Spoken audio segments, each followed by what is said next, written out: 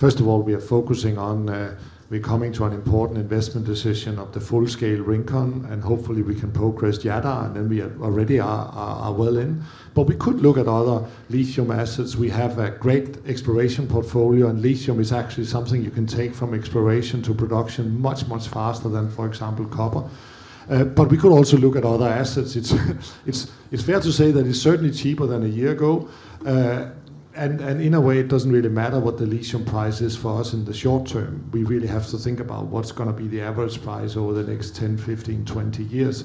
I think it's fairly given that the world will need lithium, because you do need lithium for at least high-performance batteries, and the world needs more batteries. So that's kind of the fundamentals is going our way, but it has to come down to individual assets. If we should build up a portfolio of assets like Jadar and Rincon can become real tier 1 assets.